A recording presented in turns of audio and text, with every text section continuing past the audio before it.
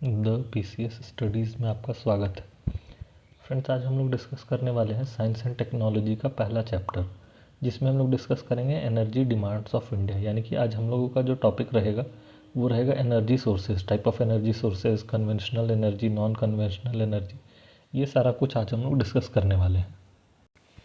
Friends, the PCS studies एक YouTube और Telegram channel है जिसके माध्यम से 17 बीपीएससी मेंस की तैयारी फ्री ऑफ कॉस्ट करवाई जा रही है। हम लोग सारा लेक्चर्स यूट्यूब पे देखते हैं और उससे रिस्पेक्टिव नोट्स टेलीग्राम पे मिल जाता है, जिसे आप लोग आसानी से डाउनलोड करके अपनी तैयारी कर सकते हैं। अभी तक हमने पॉलिटी, इकोनॉमी और ज्योग्राफी कंप्लीट कर लिया है। उसके बाद हम लोग साइंस एंड टेक्नोलॉजी को 5 दिनों में कवर करने वाले हैं, जिसके बाद से फिर हम लोगों का ancient history, art and culture start होगा और मार्च महीने में हम लोग मॉडर्न हिस्ट्री देखने वाले हैं। तो आइए हम लोग स्टार्ट करते हैं। हमारा आज का पहला टॉपिक है एनर्जी डिमांड ऑफ इंडिया। तो इसमें हम लोग देखते हैं कि एनर्जी डिमांड क्या होता है। The energy required as an input for the production of goods and services, इसे ही एनर्जी डिमांड कहा जाता है। मतलब ये हुआ कि energy is a input. Different sectors of economy like agriculture, industry, services, सभी कुछ एनर्जी पे ही डिपेंड करता है। Generally there are two tendencies of observing in energy demand, normal hour और पीक आवर। ये सब फ्रेंड्स हम लोग को नहीं पढ़ना है।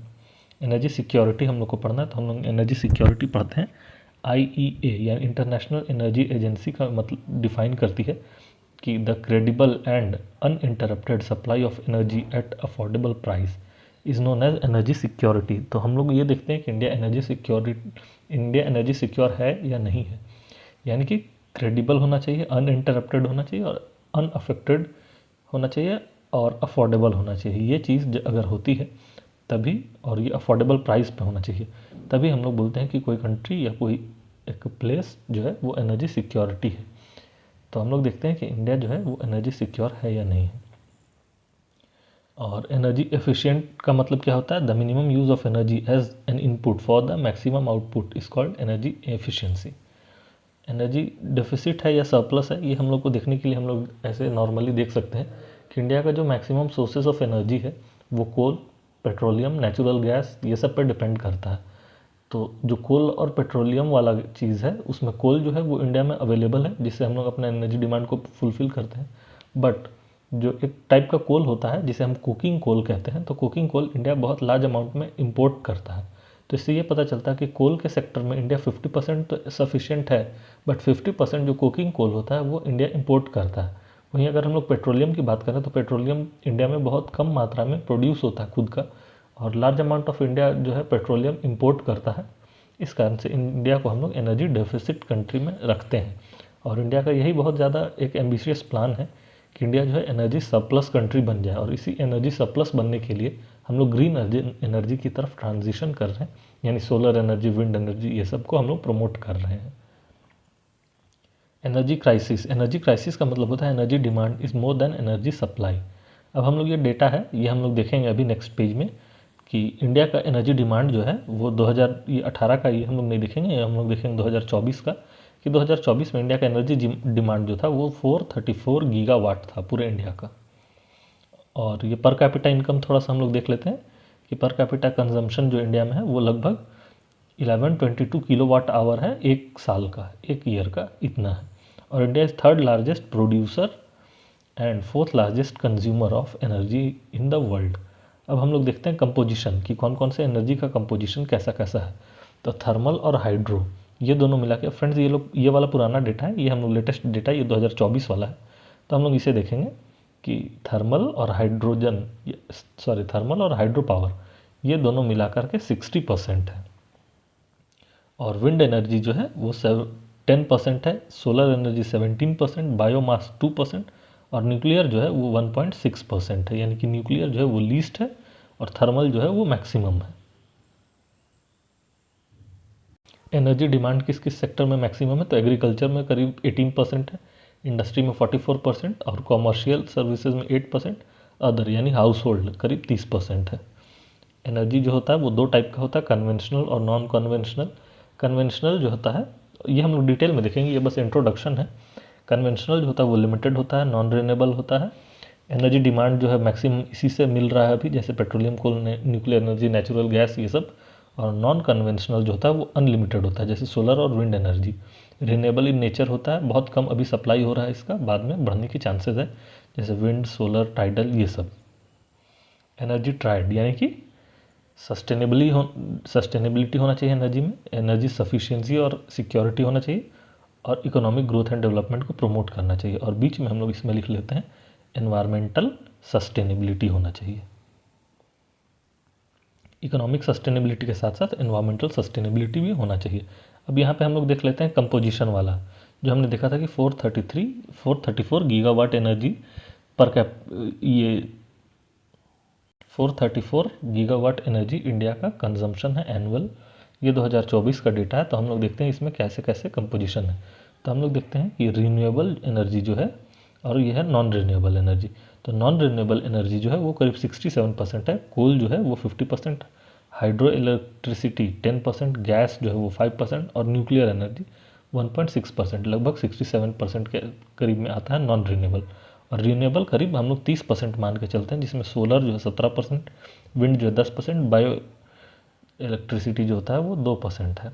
तो ये हम लोग देखते हैं रीन्यूएबल और नॉन रीन्यूएबल का क्या कंपोजिशन है। फ्रेंड्स, ये डाटा अगर आप लोग हो सके तो थोड़ा बहुत याद रखिएगा, लगभग एटलीस्ट इतना याद रखिएगा कि नॉन रीन्यूएबल 67% करीब, रीन्यूएबल करीब 30%, इस तरह से भी कम से कम याद रखिएगा, ताकि एग्जाम में अगर क्वेश्चन आ जाए एनर्जी से तो हम लोग उसे अच्छे से सॉल्व कर सके। कन्वेंशनल एनर्जी, तो कन्वेंशनल एनर्जी जो होता है वो हमने ऊपर ही देखा कि जो कि नॉन रिन्यूएबल इन नेचर होता है, पुराने सोर्सेज से मिलता है, डिप्लीशन ज़्यादा होता है, पोल्यूशन ज़्यादा होता है इससे, और ज़्यादा अभी एनर्जी का जो डिमांड सप्लाई इंडिया में हो रहा है वो सारा नॉन रिन्यूएबल या कन्वेंशनल से ही हो रहा है। 2085 तक ऐसा माना जाता है कि इंडिया का एनर्जी डिमांड जो है वो 3 गुना हो जाएगा, और क्लाइमेट चेंज से इसमें बहुत ज़्यादा इफेक्ट पड़ रहा है। Conventional energy still fulfil 98% of the energy demands in India या ग्लोबली। उसी तरह से कन्वेंशनल एनर्जी जो टेक्नोलॉजी और कंपैटिबिलिटी चीपर होता है। ये हमने ऑलरेडी देख लिया कि एनर्जी जो है ये चीपर होता है, और नॉन कन्वेंशनल एनर्जी जो होता है जैसे सोलर और विंड एनर्जी वो काफ़ी कॉस्टली होता है, उसमें साइंटिफिक इनपुट लगता है, टेक्नोलॉजिकल नो हाउ लगता है, इस कारण वो थोड़ा कॉस्टली हो जाता है। सोर्सेज ऑफ कन्वेंशनल एनर्जी, तो सोर्सेज क्या क्या है तो हमने ऑलरेडी डिस्कस किया कि coal, petroleum, nuclear energy, natural gases, ये कुछ इंपॉर्टेंट कन्वेंशनल एनर्जी या नॉन रिन्यूएबल एनर्जी के सोर्सेज हैं, और ये करीब 70% इंडिया में यूज़ हो रहा है, ये हमने ऊपर डेटा में देखा। प्रॉब्लम्स क्या क्या है इसका, तो ये लिमिटेड है क्योंकि ये डिप्लीट हो जाएगा। कोल जैसे कि अंडरग्राउंड जो कोयल माइनिंग्स है वो माइंस ख़त्म हो जाएंगे 40-50 सालों में, तो फिर ये ख़त्म हो जाएगा। उसी तरह से न्यूक्लियर एनर्जी जो है, न्यूक्लियर फिजन वाला, वो एक समय में आएगा जब यूरेनियम ख़त्म हो जाएगा तो वो ख़त्म हो जाएगा। पॉल्यूट करता है एनवायरनमेंट को, जैसे कि इसमें बहुत सारे गैसेस निकलते हैं, carbon dioxide, monoxide, sulphur oxide, nitrogen oxide, इस तरह के गैसेस निकलते हैं। पावर प्लांट्स लगाने में बहुत ज़्यादा खर्च आता है, एरिया बहुत ज़्यादा लेता है। उसी तरह से लेबर कॉस्ट इसमें बहुत ज़्यादा आता है। बायोडाइवर्सिटी रिहेबिलिटेशन करना पड़ता है, विलेजेस को हटाना पड़ता है, विस्थापन होता है, प्रॉब्लम ऑफ रेडिएशन होता है। अगर फिजन एनर्जी की हम लोग बात करें तो इसमें रेडिएशन का खतरा रहता है। इंपोर्ट करना पड़ता है इसमें, जैसे कि पेट्रोलियम और नेचुरल गैस हम लोग पूरी तरह से लगभग डिपेंडेंट है फॉरेन कंट्रीज़ पे, जिससे कि बैलेंस ऑफ पेमेंट का क्राइसिस आता है, जो हमने ऑलरेडी इकोनॉमी में देखा कि एलपीजी जो रिफॉर्म आया था 1991 में वो आईएमएफ के द्वारा फोर्स किया गया था इंडिया पर, और उसका एक लाने का ये भी एक रीज़न था कि जो गल्फ़ वॉर हुआ था उसके कारण जो है यहाँ पे रेमिटेंसेस का ख़त्म हो गए थे, और इंडिया के पास 2 वीक का इंपोर्ट कवरेज ही सिर्फ बचा था। ये सब हमने ऑलरेडी इकोनॉमी में पढ़ा है। Large area would be used for agriculture purpose, अगर हम लोग इसमें यूज़ ना करते हैं, जैसे कि हम लोग एग्जांपल ले सकते हैं कि अगर हम डैम बनाएं एनर्जी प्रोड्यूस करने के लिए, वहीं अगर हम लोग रिन्यूएबल एनर्जी का यूज़ करें जैसे सोलर एनर्जी, तो वो हमें डैम बनाने से बच जाएंगे और वो एग्रीकल्चर में यूज़ हो जाएगा लैंड। रीजनल इम्बैलेंस आ जाता है इससे। कोल जो है वो पोल्यूशन करता है इन्वायरमेंट में, और इसमें जो माइनिंग होती है उसमें बहुत ज़्यादा फॉरेस्ट का डिप्लीशन, ट्राइबल्स को डिसएडवांटेज होता है, इससे डिस्प्लेसमेंट होता है। उसी तरह ऑयल और नेचुरल गैसेस का भी होता है कि उसमें लीचिंग होता है, फिर ऑयल स्पिल्स हो जाता है। ये सब कुछ रीजंस हैं इसके।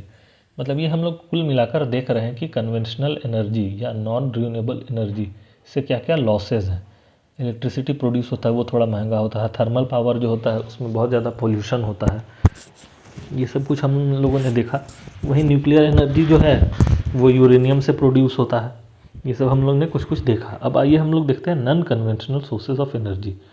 तो इसमें सबसे पहला चीज़ तो हम लोगों को ये रट लेना है कि इंडिया का टारगेट है कि 500 गीगावाट रिन्यूएबल एनर्जी प्रोड्यूस करेगा इंडिया 2030 तक।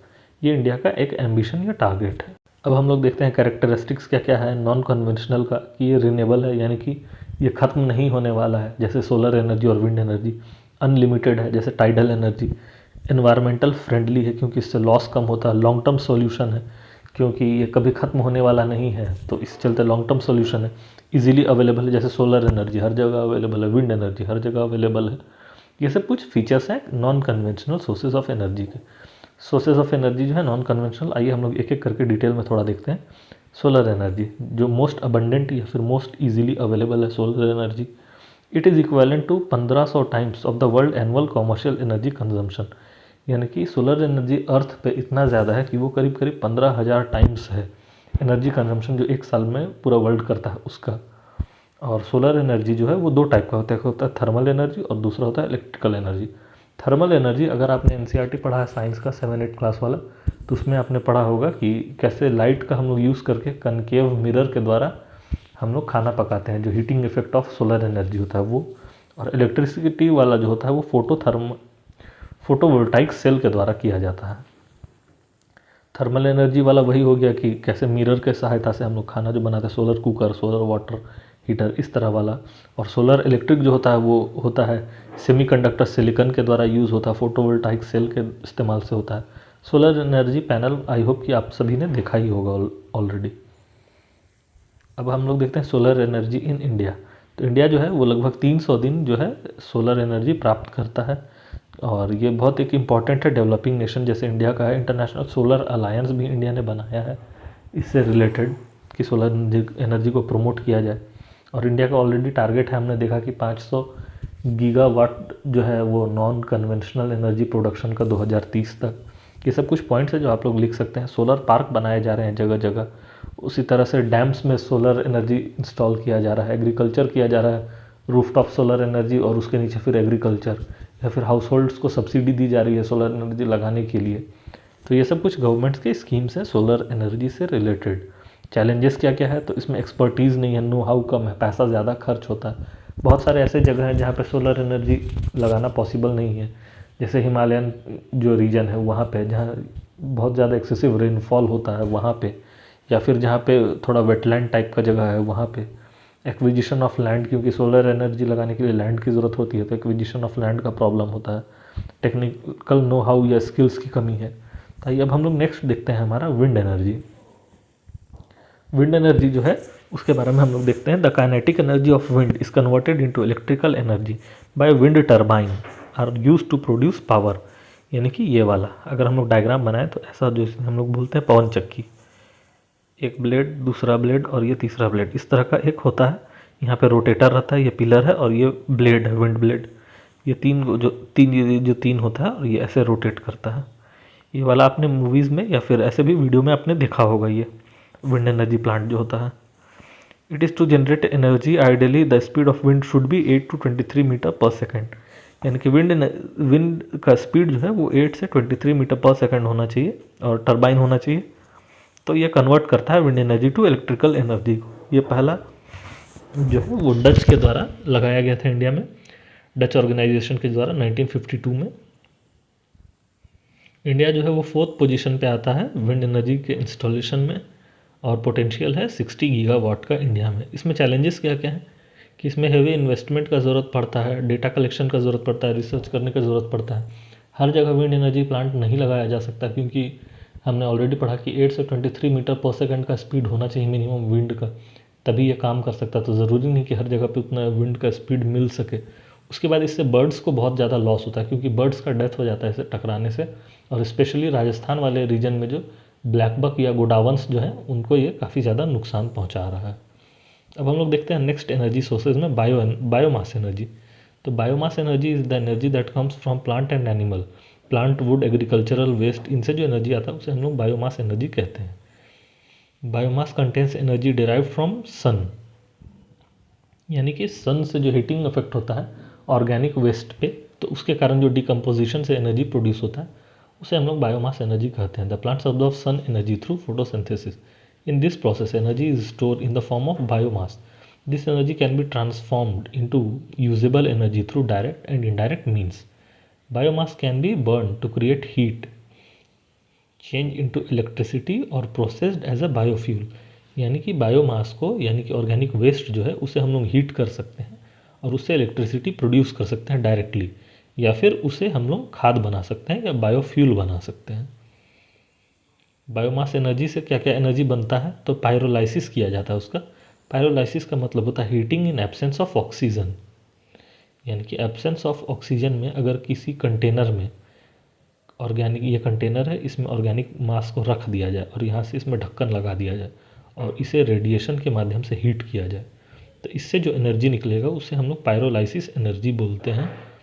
और इसमें क्या होता है कि ये पायरोलाइसिस, इसमें बनता क्या क्या हीट करने पे, तो पायरोलाइसिस ऑयल बनता है और सिन गैस बनता है। सिन गैस यानी कि कार्बन मोनोऑक्साइड, और बायोचार बनता है। बायोचार यानी कि एक तरह का, इसे हम लोग खाद की तरह इस्तेमाल करते हैं।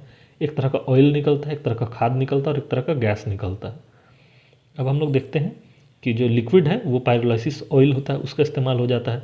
सिन गैस जो होता है, इसमें कार्बन मोनोऑक्साइड और हाइड्रोजन गैस होता है, और एक सॉलिड रेसिड्यू निकलता है जिसे बायोचार कहते हैं।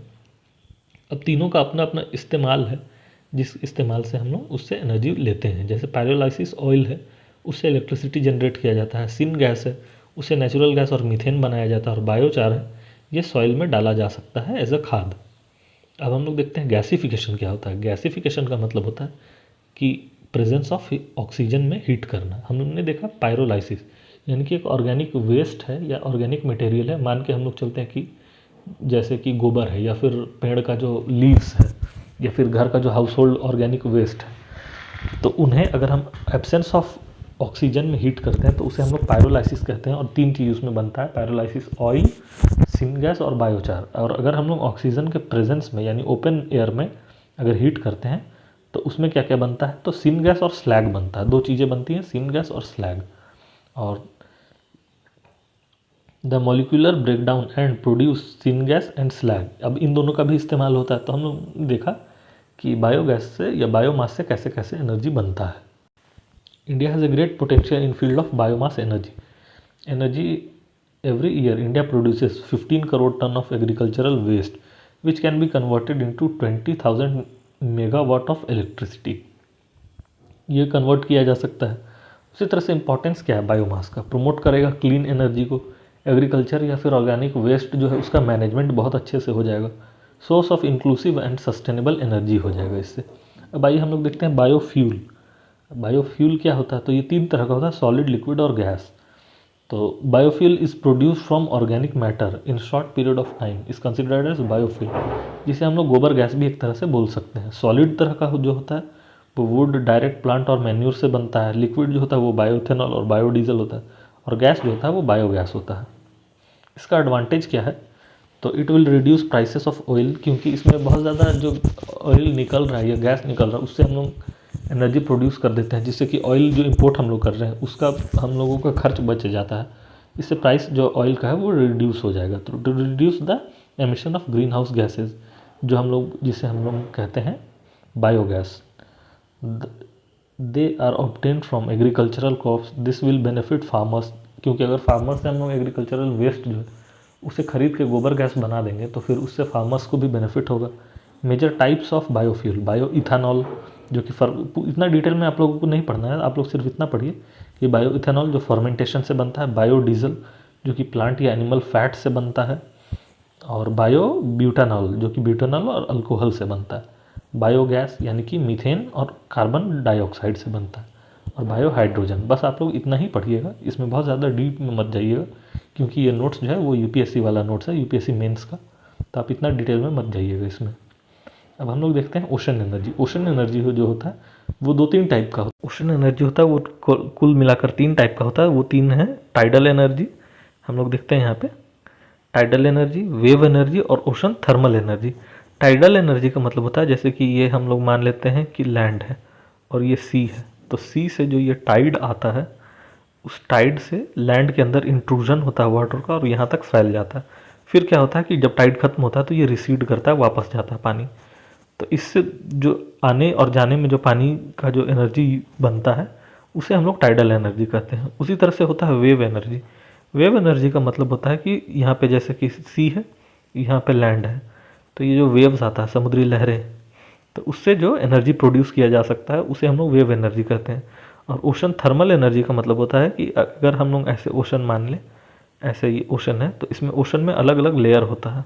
जैसे ये 100 मीटर का डेप्थ है, ये 500 मीटर का डेप्थ है, ये 5 किलोमीटर का डेप्थ है। तो ये अलग अलग डेप्थ में अलग अलग टेम्परेचर होता है ओशन में, और इस टेम्परेचर को हार्नेस करके जो एनर्जी प्रोड्यूस किया जाता है टेम्परेचर डिफरेंस से, उसे हम लोग ओशन थर्मल एनर्जी कहते हैं।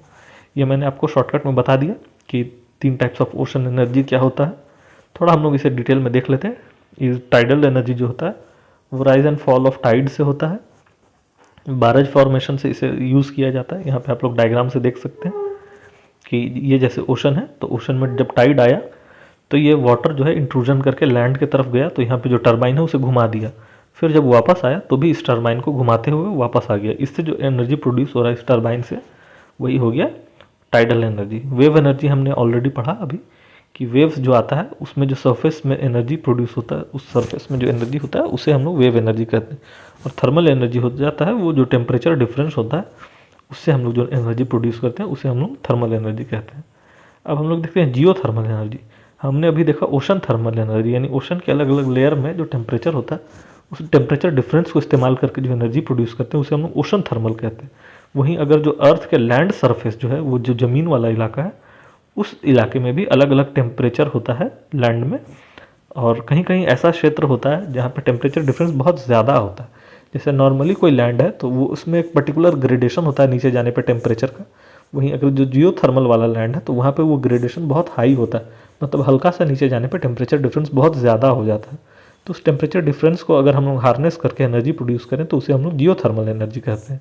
The heat stored in the earth crust and used for generation of electricity. Geothermal energy is mainly stored in earth crust up to depth of 3 to 4 kilometers. Hot water and steam from deep underground can be piped up through boring and used to generate electricity in power plant. जो हमने बताया कि एक ऐसे जैसे land है, ये land है, मान लीजिए यहाँ पे ऐसे डेप्थ है, तो और यहाँ पे एक डेप्थ है। यहाँ पे अगर टेम्परेचर है मान के चलिए 1000 डिग्री सेल्सियस और यहाँ पे है 10 डिग्री सेल्सियस, तो ये जो डिफरेंस है टेम्परेचर का, ये एक मतलब एज्यूम्ड है, एक्चुअल में इतना होता नहीं है। तो यहाँ पे ऐसे बोरिंग कर दिया जाएगा और यहाँ से पानी डाला जाएगा, तो ये पानी जो है यहाँ पे हीट हो जाएगा और हीट होकर as a form of steam यह भाप बन के ऊपर आएगा, और इस भाप से यहाँ पे टरबाइन हम लोग लगा देंगे, तो टरबाइन जो है वो रोटेट करने लगेगा और इस रोटेशन से ही एनर्जी प्रोड्यूस होगा। वही है जियोथर्मल एनर्जी। मेजर साइट्स जो है वो हिमालय में है, जैसे पुगा वैली में, मणिकारण हिमाचल प्रदेश में, सिक्किम में, और हमारे बिहार में भी बहुत जगह है, जैसे राजगीर में भी जियोथर्मल एनर्जी का थोड़ा सा सोर्सेज है जो गर्म पानी निकलता है। वही वैसे ही झारखंड में भी है सूरजकुंड। ऐसे बहुत सारे क्षेत्र हैं जहाँ पे ये निकलता है। आइए अब हम लोग नेक्स्ट टॉपिक देखते हैं, हमारा जो है न्यूक्लियर एनर्जी। न्यूक्लियर एनर्जी पे फ्रेंड्स मेरे पास एक शॉर्ट नोट्स है जो मैं दे दूंगा। ये नोट्स थोड़ा सा डिफ़िकल्ट है पढ़ने में, मैं कोशिश करता हूँ कि इसे समझा दूँ, पर इसका एक शॉर्ट नोट्स भी है हमारे पास, 3 स्टेज ऑफ न्यूक्लियर एनर्जी जो है इंडिया का, तो हम लोग उसे दे देंगे, आप उसे आसानी से पढ़ सकते हैं। मैं यहाँ इसे थोड़ा सा एक्सप्लेन कर देता हूँ, आप लोग इसे देख लीजिए कि यूरेनियम एनर्जी यानी न्यूक्लियर एनर्जी जो है वो 3 टाइप के यूरेनियम आइसोटोप से बनता है। पहला होता है आइसोटोप नंबर 233, दूसरा होता है 235 और तीसरा होता है 238। ये यूरेनियम के टाइप है, इससे बनता है। ये आपको इतना डिटेल में नहीं पढ़ना है कि फिसाइल और फर्टाइल मटेरियल ये क्या होता है, ये सब आप लोग को नहीं पढ़ना है, बस वही याद रखिएगा कि 3 आइसोटोप है उससे बनता है। और न्यूक्लियर फिजन और फ्यूज़न एनर्जी अलग अलग होता है, ये हम लोग अभी पढ़ेंगे। न्यूक्लियर रिएक्टर जो होता है उसमें बहुत सारे उसके कंपोनेंट होते हैं। एक होता है उसमें फ्यूल कौन सा यूज़ हो रहा है, तो यूरेनियम, प्लूटोनियम या थोरियम हम लोग यूज़ करते हैं। मॉडरेटर यानी कि स्लो करने के लिए हम लोग हेवी वाटर या D2O का यूज़ करते हैं। कूलेंट यानी कि ठंडा करने के लिए एयर या वाटर या फिर कार्बन डाइऑक्साइड का यूज़ करते हैं। कंट्रोलिंग रॉड यानी कि स्विच के जैसा यूज़ करते हैं ऑन ऑफ करने के लिए, वो कैडमियम रॉड यूज़ करते हैं, सेफ्टी रॉड यूज़ करते हैं और शील्ड यूज़ करते हैं। तो ये सब कुछ बेसिक टर्मिनोलॉजीज थे न्यूक्लियर प्लांट के, तो वो हमने देख लिए। इंडिया जो है वो 3 स्टेज न्यूक्लियर प्रोग्राम को अडॉप्ट किया है, यानी कि 3 स्टेज में इंडिया न्यूक्लियर प्लांट्स को यूज़ कर रहा है। पहला स्टेज में हम लोग यूरेनियम यूज़ कर रहे हैं, दूसरा स्टेज में हम लोग प्लूटोनियम यूज़ कर रहे हैं, और थर्ड स्टेज में हमारा एम्बिशन है कि हम लोग थोरियम को यूज़ करेंगे, लेकिन एक्चुअल में अभी हम लोगों का सारा प्लांट्स यूरेनियम पे चल रहा है। 2 प्लांट्स हैं जो कि प्लूटोनियम पे अभी लाए गए हैं, जिसमें से एक जो है चेन्नई का इंदिरा गांधी वाला प्लांट है, और थोरियम पे अभी कोई प्लांट नहीं है, इस पे रिसर्च ही चल रहा है। तो यही 3 स्टेज ऑफ एनर्जी है इंडिया का प्रोडक्शन का। इसमें हम लोग डिटेल में नोट्स देखेंगे। स्टेज देखिए यहाँ पे 1 है, इसमें हम लोग नेचुरल यूरेनियम को यूज़ करते हैं, बाई प्रोडक्ट जो है प्लूटोनियम निकलता है जो कि यूज़ होता है स्टेज 2 में। उसी तरह से स्टेज 2 और स्टेज 3 होता है। फ्रेंड्स ये नोट्स मैं आप लोगों को दे दूंगा डिटेल में, उस नोट्स में बहुत अच्छे से ये लिखा हुआ है। स्टेज 2 में जैसे हम लोग प्लूटोनियम का यूज़ करते हैं, और इसे ही फास्ट ब्रीडर रिएक्शन बोला जाता है स्टेज 2 में। और स्टेज 3 वाला अभी स्टार्ट नहीं हुआ है। स्टेज 2 वाला जो मैंने बताया कि इंदिरा गांधी जो है सेंटर जो है चेन्नई में, उसमें अभी इस पे प्रोजेक्ट चल रहा है, और थोरियम वाला अभी कहीं भी स्टार्ट नहीं हुआ है। तो यही न्यूक्लियर रिएक्शंस के प्लांट्स थे। और हम लोग देख लेते हैं इसमें जो मेजर प्लांट्स हैं 7, उसके नाम हम लोग देख लेते हैं कि मे भी इससे क्वेश्चन पूछा जा सके। और न्यूक्लियर एनर्जी का जो नोट्स रहा वो मैं आप लोगों को बहुत जल्दी प्रोवाइड कर दूंगा आज या कल में, तो आप लोग उसे आसानी से पढ़ सकते हैं।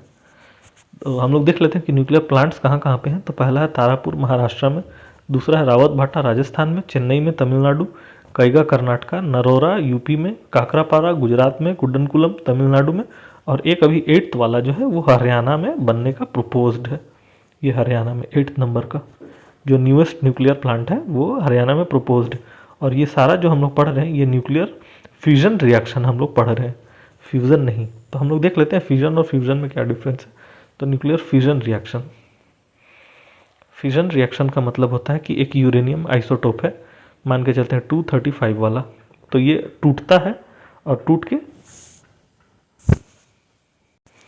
के 2 और 2 से अधिक आइसोटोप एलिमेंट्स में बट जाता है, और इससे जो हीट प्रोड्यूस होता है उससे ही न्यूक्लियर फ्यूजन रिएक्शन बोला जाता है। फ्यूजन यानी कि टूटने वाला रिएक्शन। और न्यूक्लियर फ्यूजन रिएक्शन जो होता है fusion, FUSION, fusion reaction. Fusion reaction में क्या होता है कि हाइड्रोजन के 2 एलिमेंट्स मिल करके हीलियम बनाते हैं, और इससे जो एनर्जी प्रोड्यूस होता है उससे हम लोग फ्यूजन एनर्जी बताते हैं। यानी फ्यूजन एनर्जी मतलब 2 एटम्स जो है वो इंटीग्रेट हो रहा है, और फ्यूजन एनर्जी उसमें एक बड़ा एटम जो वो डिसइंटीग्रेट होता है। तो यही बेसिक डिफरेंस था फ्यूजन और फ्यूजन में। न्यूक्लियर फ्यूजन एनर्जी ये अभी रिसर्च का पॉइंट है, क्योंकि फ्यूजन एनर्जी अभी तक बहुत ज़्यादा प्रोड्यूस नहीं किया जा चुका है, और न्यूक्लियर फ्यूजन एनर्जी से ही हम लोग हाइड्रोजन बम बनाते हैं।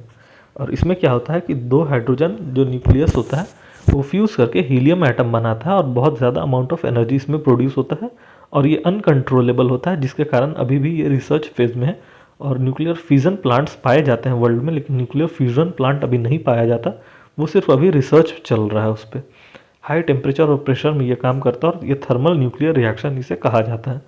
इसका प्रोसेस है ये आप देख सकते हैं। हाइड्रोजन का 2 वाला आइसोटोप है यानी ड्यूट्रियम, और हाइड्रोजन का 3 वाला आइसोटोप है यानी ट्रिशियम। तो ड्यूट्रियम और ट्रिशियम से मिल करके एक हीलियम का एटम बनता है, और एक सिंगल न्यूक्लियस बनता है, और एक एनर्जी निकलता है। तो यही एनर्जी जो है इसे हम लोग फ्यूज़न एनर्जी कहते हैं। और फ्यूज़न एनर्जी जो है वो 2 टाइप का होता है। सभी जो फ्यूज़न और फ्यूज़न दोनों 2 टाइप के होते हैं। एक होता है कंट्रोल, जिससे हम लोग इलेक्ट्रिसिटी प्रोड्यूस करते हैं, और दूसरा होता है जो अनकंट्रोल वाले से हम लोग बम बनाते हैं। जैसे कि न्यूक्लियर जो बम था हिरोशिमा नागासाकी वाला, फैटमैन और लिटिल बॉय, तो वो दोनों न्यूक्लियर फ्यूजन रिएक्शन से बनाए गए थे। और फ्यूज़न रिएक्शन जो अनकंट्रोल होता है उससे हम लोग हाइड्रोजन बॉम्ब बनाते हैं। या फिर जो स्टार्स में जो एक्सप्लोजन होता है, जैसे कि सन स्टार, सुपरनोवा, ये सारे जो एक्सप्लोजन्स होते हैं तो वो अनकंट्रोल वाले होते हैं। और कंट्रोल वाला जिससे हम लोग एनर्जी बनाते हैं, जैसे फ्यूज़न एनर्जी, जैसे इंडिया में जो 7 हमने ऊपर पढ़ा वो, या फिर जो फ्यूज़न एनर्जी, तो ये रिसर्च चल रहा है ITER वाला, तो वो, तो ये हो गया कंट्रोल वाला। और अनकंट्रोल वाला जिससे बॉम्ब बनता है या फिर स्टार में जो एक्सप्लोजन होता है वो। तो हमने 2 टाइप का एनर्जी देखा, फ्यूजन और फ्यूज़न। तो फ्यूजन वाला जो हमने देखा यूरेनियम, प्लूटोनियम और थोरियम वाला, जिसमें यूरेनियम पे इंडिया के सारे प्लांट्स हैं, जिसे शिफ्ट किया जा रहा है प्लूटोनियम पे, यानी फास्ट ब्रीडर रिएक्टर प्लांट्स पे। और अभी थोरियम वाला इंडिया का एम्बिशन ही अभी स्टार्ट नहीं हुआ है। और फ्यूज़न एनर्जी हमने देखा कि वो रिसर्च का बेसिस है, कैसे हाइड्रोजन एटम्स को मिला के हम लोग हीलियम एटम बना रहे हैं, तो इस पर अभी रिसर्च ही चल रहा है। और अनकंट्रोल वाला हमने देखा कि कैसे उससे हाइड्रोजन बॉम्ब या फिर न्यूक्लियर बॉम्ब बनाया जाता है। अब आइए हम लोग नेक्स्ट देखते हैं problems and issues with nuclear fusion, nuclear fusion का इशू क्या है कि इसमें रिक्वायरमेंट होता है लॉट ऑफ हीट, यानी कि 10⁻7 या 8 डिग्री सेल्सियस हीट चाहिए इस एनर्जी को प्रोड्यूस करने के लिए। तो लैब में इतना ज़्यादा हीट मेंटेन कर पाना पॉसिबल नहीं हो पाता। इसी चलते इस एनर्जी को अभी तक हार्नेस नहीं किया गया है और ये रिसर्च का ही पार्ट है। ट्रिशियम एलिमेंट जो है हाइड्रोजन का, वो मिलना बहुत मुश्किल होता है और उसे बनाया जाना बहुत मुश्किल है, और उसका एक्सट्रैक्शन लिथियम से हम लोग करते हैं। तो लिथियम ऑलरेडी बहुत ज़्यादा कॉस्टली है और लिथियम से बैटरीज बनती हैं और इसका स्कार्सिटी है इंडिया में और या पूरा वर्ल्ड में। इस कारण से इससे ट्रिशियम एक्सट्रैक्ट करके और फिर एनर्जी प्रोड्यूस करना काफ़ी मुश्किल होता है। इतना 10⁻7 या 8 डिग्री सेल्सियस मेंटेन करना मुश्किल होता है और almost impossible to contain the heat energy, यानी कि 10⁸ का हीट एनर्जी इसमें ऑलरेडी इनपुट दिया जा रहा है और जब ये इससे हीट निकलेगा तो वो 10⁸ से ज़्यादा अमाउंट में हीट निकलेगा। तो इस हीट को कंटेन या मैनेज कर पाना लगभग इम्पॉसिबल है। इसी कारण से ये अभी रिएक्शन जो है वो रिसर्च ही चल रहा है इस पर। अब आइए हम लोग देखते हैं कि ये रिसर्च जो चल रहा है वो रिसर्च क्या चल रहा है। तो इस रिसर्च का नाम है ITER प्रोजेक्ट, यानी कि international thermo nuclear experimental reactor. इसका मतलब है कि international nuclear fusion research and energy mega project चल रहा है, जो कि लार्जेस्ट है पूरे वर्ल्ड का, और इसका नाम है टोकामैक। और ये बन रहा है फ्रांस में, यानी कि फ्रांस में एक जगह है, उस जगह पे ये टोकामैक नाम का रिसर्च चल रहा है। एक मशीन है टोकामैक, उसे बनाया गया फ्रांस की एक जगह में, जिसका वही काम है कि 10⁸ 8 अमाउंट में हीट प्रोड्यूस किया जाए और वो हीट दिया जाए जिससे कि न्यूक्लियर फ्यूज़न रिएक्शन को करवाया जाए ट्रिशियम और ड्यूट्रियम को मिलाकर। तो ये रिसर्च अभी चल रहा है फ्रांस में और ये बहुत साल से, लगभग 2008 से चल रहा है ये रिएक्शन, पर अभी भी इसमें पूरा तरह से सक्सेस नहीं मिला है। और टोकामैक जो है वही यहाँ पे दिया हुआ है कि यह है मैग्नेटिक कन्फाइनमेंट डिवाइस, यानी MCD, और ये एक एक्सपेरिमेंटल मशीन है जिसमें मैग्नेटिक कन्फाइनमेंट डिवाइस होता है। मैं इसे थोड़ा एक्सप्लेन कर दूँ कि इस तरह का ये एक सर्कुलर चेम्बर होता है। इस चेम्बर के अंदर बहुत हाई अमाउंट में मैग्नेटिज्म होता है और यहाँ पे एनर्जी प्रोड्यूस होता है और इस यहाँ पे न्यूक्लियर फ्यूज़न होता है, यानी कि हीलियम बनाया जाता है हाइड्रोजन और हाइड्रोजन के फर्स्ट यहाँ 1 1 2 और 3, यानी कि ये है ट्रिशियम, ये है ड्यूट्रियम, इन दोनों को कंबाइन करके यहाँ पे He2 4 यानी कि हीलियम बनाया जाता है इस चेम्बर के अंदर। और ये रिएक्शन कंट्रोल में रहे या अनकंट्रोल ना हो, इसके कारण यहाँ पे मैग्नेटिक कन्फाइनमेंट डिवाइस यानी हाई मैग्नेटिज्म प्रोड्यूस किया जाता है, इसे दिया जाता है और यहाँ पे बहुत ज़्यादा 10⁸ अमाउंट ऑफ हीट दिया जाता है। यही टोकामैक रिसर्च एक्सपेरिमेंट है। तो हमने टोकामैक रिसर्च एक्सपेरिमेंट भी देखा। अब हम लोग देखते हैं इसके थोड़ा नेक्स्ट पार्ट में कि न्यूक्लियर एनर्जी का एडवांटेज और डिसएडवांटेज क्या है। तो न्यूक्लियर एनर्जी का एडवांटेज है कि ये हाई एनर्जी सिक्योरिटी देता है और local factors are not important, no environmental loss होता है इससे, इकोलॉजिकल सेफ्टी है इससे क्योंकि इसमें वेस्ट प्रोड्यूस बहुत कम होता है, नो ग्रीन हाउस इफेक्ट होता है इसमें, नो एयर पॉल्यूशन होता है। तो ये सब कुछ एडवांटेज हैं न्यूक्लियर एनर्जी के। लेस इम्पोर्ट डिपेंडेंसी होता है क्योंकि इंडिया में ऑलरेडी थोरियम बहुत ज़्यादा अमाउंट में है। तो अगर हम लोग थोरियम बेस्ड शिफ्ट कर दें, क्योंकि जब हम लोगों ने सॉइल पढ़ रहे थे, जो बॉग सॉइल या कारी सॉइल जब हम लोग केरला का पढ़ रहे थे, तो उस समय हम लोगों ने पढ़ा था कि केरला का जो सैंड है उसमें मोनाजाइट बहुत ज़्यादा पाया जाता है और वही मोनाजाइट जो होता है मिनरल, उसी मिनरल से थोरियम प्रोड्यूस किया जाता है और यही थोरियम का यूज़ न्यूक्लियर फ्यूज़न रिएक्शन में होता है। तो हमारे पास ऑलरेडी थोरियम बहुत ज़्यादा अवेलेबल है तो उसका हम लोग यूज़ कर सकते हैं। एयर पोल्यूशन नहीं होगा, ग्रीन एनर्जी होगा, ये ग्रीन हाउस इफेक्ट नहीं होगा, इन्वायरमेंटल लॉस नहीं होगा। इस कारण से न्यूक्लियर जो एनर्जी है वो बहुत ज़्यादा बेनिफिशियल माना जाता है। पर इसमें लॉसेस क्या क्या हैं कि इसमें रेडिएशन का खतरा रहता है। जो हमने देखा था कि जापान में जो अर्थक्वेक आया था 2011 में, जो फुकुशिमा अर्थक्वेक था, तो उस कारण से वहाँ पे रेडिएशन फैल गया, या चेर्नोबाइल वाला जो है वो रेडिएशन फैल गया। ह्यूज बिल्डिंग कॉस्ट इसमें बहुत ज़्यादा आता है, एक्सीडेंट होने का चांसेस बहुत ज़्यादा रहता है, लाइफ एंड प्रॉपर्टी को ये रिएक्शन एडवर्सली अफेक्ट करता है। यूरेनियम बहुत ज़्यादा लिमिटेड अमाउंट में है। इंडिया के पास हालांकि मोनाजाइट या थोरियम बहुत ज़्यादा है पर उसे अभी तक रिसर्च करके एक्सट्रैक्ट नहीं किया जा सका है। इसका मिसयूज़ किया जा सकता है। जैसे कि अगर हम लोग एग्जांपल ले लें कि अगर अफगानिस्तान या म्यांमार के पास अगर न्यूक्लियर रिएक्टर्स रहें और उस पर टेररिस्ट का कब्जा हो जाए तो ये बहुत ज़्यादा डिसएडवांटेज होगा पूरे वर्ल्ड कम्युनिटी के लिए।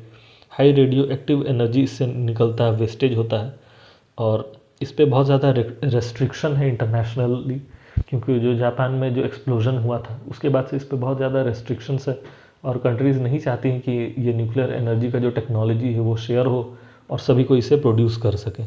तो ये सब कुछ डिसएडवांटेज है न्यूक्लियर एनर्जी का और कुछ एडवांटेज है। तो ये सब हमने देखा nuclear fusion reaction in India. तो ये एच.जे. भाभा जो इंस्टीट्यूट है और राजा रमन इंस्टीट्यूट, इनके द्वारा ये किया जा रहा है न्यूक्लियर फ्यूजन एनर्जी के लिए रिसर्च एंड टेक्नोलॉजी में। पोखरन जो है, पोखरन 1 और पोखरन 2 हमने एक्सपेरिमेंट किया है। 1974 में जो पोखरन 1 हमने एक्सपेरिमेंट किया था वो एज अ एनर्जी पर्पस के लिए हम लोगों ने किया था कि हम लोग एनर्जी प्रोड्यूस करना चाहते हैं। वहीं पोखरन 2 जो 1998 में किया गया तो वो हम लोगों ने स्पेसिफिकली किया कि हम लोग इससे एनर्जी नहीं, हम लोग न्यूक्लियर वेपन बना रहे हैं। तो ये वेपन के लिए था पोखरन 2 और ये APJ अब्दुल कलाम जी के गाइडेंस में हुआ था 1998 में। तो फ्रेंड्स आज हम लोगों ने एनर्जी को पूरा देखा साइंस एंड टेक्नोलॉजी के लिए, जिसमें हमने conventional energy, non conventional energy, bio energy, उसके बाद फिर solar energy, coal energy, geothermal energy, ocean energy, tidal energy, wave energy, उसके बाद न्यूक्लियर फ्यूजन पूरा हमने मतलब कि कम्प्लीटली एनर्जी देख लिया। एनर्जी का डिमांड क्या होता है, एनर्जी ट्रायड क्या होता है, एनर्जी एफिशिएंसी क्या होता है, एनर्जी के लिए पीक आवर क्या होता है, एनर्जी का लोड क्या है, उसके बाद फिर एनर्जी का इंडिया में पर कैपिटा कंजम्पशन कितना है, टोटल कंजम्पशन क्या है, इंडिया का एम्बिशन क्या है एनर्जी का। ये मतलब कि कम्प्लीटली एनर्जी के सारे एस्पेक्ट्स को हमने आज देख लिया। तो अगर एनर्जी से इंडिया में के क्वेश्चन कोई भी अगर आता है एग्ज़ाम में तो आप लोग इसे बहुत आसानी से अटेम्प्ट कर सकते हैं अब। तो ये साइंस एंड टेक का पहला टॉपिक था जिसे हम लोगों ने कवर किया। नेक्स्ट डे हम लोग अब कुछ नया टॉपिक पढ़ेंगे जो कि है स्पेस सेक्टर इंडिया का। तो हम लोग देखेंगे साइंस एंड टेक्नोलॉजी में स्पेस। तो फ्रेंड्स नेक्स्ट टॉपिक के लिए जुड़े रहिएगा। तो लाइक, शेयर और सब्सक्राइब कर सकते हैं अगर आपको कंटेंट अच्छा लग रहा होगा तो। और रहा न्यूक्लियर एनर्जी वाला, तो न्यूक्लियर एनर्जी का शॉर्टकट वाला नोट्स मैं आप लोगों को दे दूंगा, इसके लिए आप लोग टेंशन ना लें। तो thanks for watching the PCS studies. Thank you.